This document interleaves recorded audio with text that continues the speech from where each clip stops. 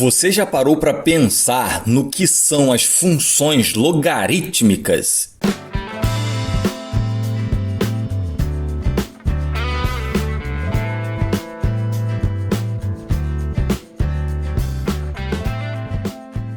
Olá, eu sou Thiago Reis, professor de matemática, e neste InMath a gente vai definir as funções logarítmicas.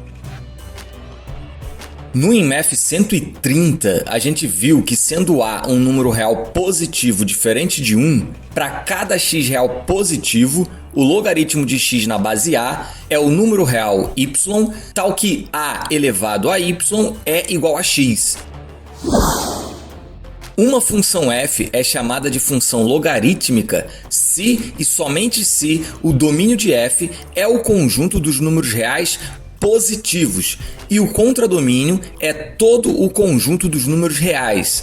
E f de x é igual ao logaritmo de x na base A para todo x real positivo, com A sendo um número real positivo e diferente de 1. A constante A é chamada de base da função logarítmica. Agora a gente vai fazer algumas observações sobre essa definição. A primeira é que a função logarítmica é a função inversa da exponencial. Denotando a função logarítmica por f e a exponencial, de mesma base, é claro, por g, pelo item A das propriedades dos logaritmos, que a gente viu no InMath 131, f composta com g resulta na função identidade. E pelo item B das propriedades dos logaritmos, g composta com f também resulta na função identidade. Dessa forma, logarítmica e exponencial são funções uma inversa da outra. A segunda observação é que o domínio de uma função logarítmica é o conjunto dos números reais positivos. Dado um número real A positivo e diferente de 1, pode-se fazer o logaritmo na base A de quaisquer e apenas de números reais positivos. Como o logaritmo é o inverso da exponencial, essa propriedade é consequência do fato de toda potência de base positiva ter resultado positivo, como a gente já comentou ao responder o primeiro questionamento do InMath 130. Dá uma olhada lá. Outra observação é que a base das funções logarítmicas tem que ser sempre um número positivo e diferente de 1. Essa restrição é mais um fato herdado das funções exponenciais.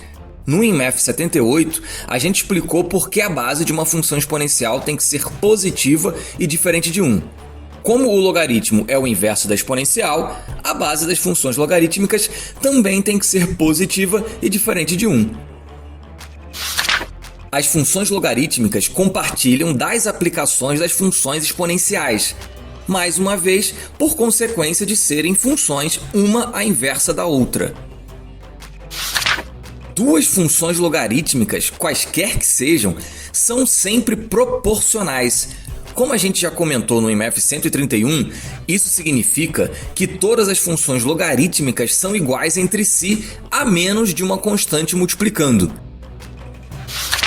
Uma característica importante é que as funções logarítmicas têm a propriedade de transformar produtos em somas. A gente já falou sobre isso nos InMaths 113 e 130. As funções logarítmicas são as únicas funções contínuas ou monótonas que possuem esta propriedade. Fazendo um exercício que a gente já fez para exponenciais, mas agora para logarítmicas, as funções que satisfazem essa propriedade e não são contínuas são funções bem estranhas. O gráfico delas tem o comportamento de estar densamente distribuído por todo o semiplano cartesiano que fica à direita do eixo OY. O que significa que qualquer disco que você desenhe no semiplano, por menor que seja, e seja em que localização for, esse disco conterá algum ponto do gráfico da função. Não só um, infinitos na verdade. Bizarro!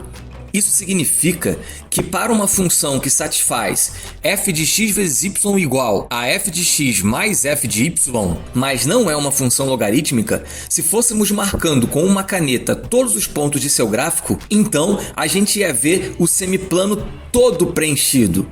Não que o semiplano esteja realmente todo preenchido, mas por causa dos pontos estarem distribuídos de forma densa, a gente tem a ilusão de ótica de ver tudo preenchido. Voltando às funções logarítmicas, uma curiosidade é que elas são funções transcendentes, assim como as exponenciais, como a gente falou no IMF 78. Isso significa que, além delas não serem nenhum polinômio, elas não podem ser obtidas através de operações aritméticas com polinômios. Você pode pegar quantos e quais polinômios você quiser, pode fazer quantas e quais operações aritméticas entre eles você quiser, que você nunca obterá uma função exponencial. As funções transcendentes fazem para as funções um papel análogo ao que os números transcendentes fazem para os números. Dá uma olhada lá no IMF 30. Aqui a gente definiu a função logarítmica como a inversa da exponencial, mas ela pode ser definida de outras formas também. Pode ser definida via integral, via sequências de funções e até via séries, mas aí, nesse caso, apenas para um domínio restrito. Mas esse é papo para outros vídeos.